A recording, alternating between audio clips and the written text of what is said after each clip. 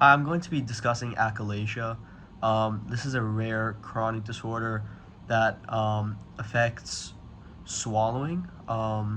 It affects about 8 to 12 out of 100,000 people. It's a lifelong disorder, typically affecting adults aged 30 to 60. It's most targeted around age 40, though, and it is about twice as common as men as it is in women. Basically, the disease causes the muscles in the esophagus to not be able to properly swallow food.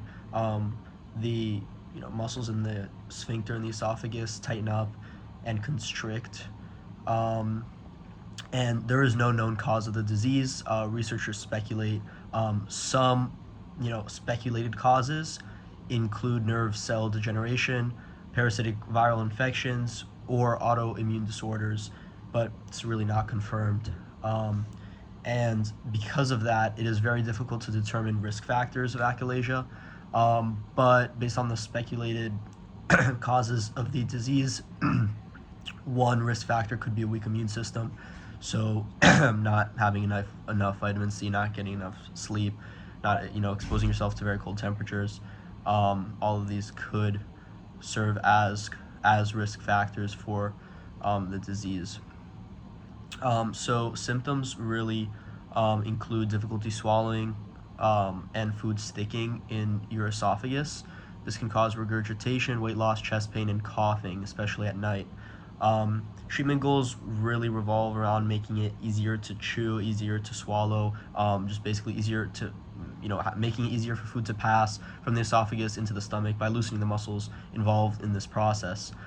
Some examples of treatments are dilation of the esophagus through a balloon treatment, which involves sticking a balloon into the esophagus and expanding it so that the sphincter can expand.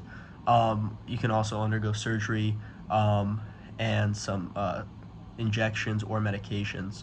Really, the goal of treatment is to just normalize the contractions in the esophagus to help the sphincter relax and allow food to pass into the stomach normally. With treatment, people live their lives. There's really no, like people live normal lives. Um, that said, there could be risks such as choking or difficulty breathing, which can lower life expectancy.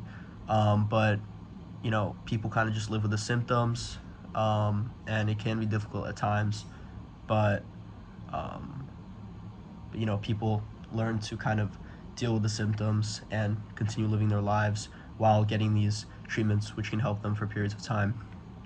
As far as support, achalasia is a very rare chronic disorder, so there isn't a lot of support for the disease. There is a group of specialists at the Mayo Clinic that specialize in the disease, so they're trying to learn more about the disease and better ways to treat patients for it. There's also a department at NYU that helps counsel achalasia patients through their disease, helping them treatments and things like that. There's also an organization known as the Achalasia Awareness Organization that raises awareness for achalasia and tries to gain more support and funding for research and better support for people struggling with the disease. As for my personal connection, my aunt has had achalasia for a long time. She's lived with it for most of her life. She's turning 52 later this year. She's 51 right now. She's not very active. As she's seated at work. She's immobile at work, and when she comes home, she's very tired. So, is very unmotivated to go out and exercise and be more active. Her diet is okay. Not a very high daily caloric intake, but a lot of sugar and sodium in the foods that she eats. Not a lot of healthy protein, fat, and carb. Um, Options in her diet. And as far as her social support, most of it comes from her family. She doesn't have a very strong friend network where she lives, so her family is her biggest support. She has had treatments a few times in the past. Most of these treatments have involved the balloon dilation that I mentioned before, um, and that just involved again, putting a balloon into the esophagus and expanding it. Um, so she's not very active in her treatment, as the treatments are so infrequent, and she really just has these treatments when they're necessary, when the disease is causing a big problem for her. and it starts disrupting her life. But so the best support for her is really just to be understanding and attend any procedures or treatments that she does have. Achalasia can cause a lot of coughing while sleeping and eating, so really just being understanding of that, and not judging her when if she's coughing a lot at the table, things like that. That really helps. Just being understanding with her. She ended up in the hospital one time because of achalasia, because she couldn't breathe, and she contracted pneumonia in the hospital, which is a common co-condition of achalasia.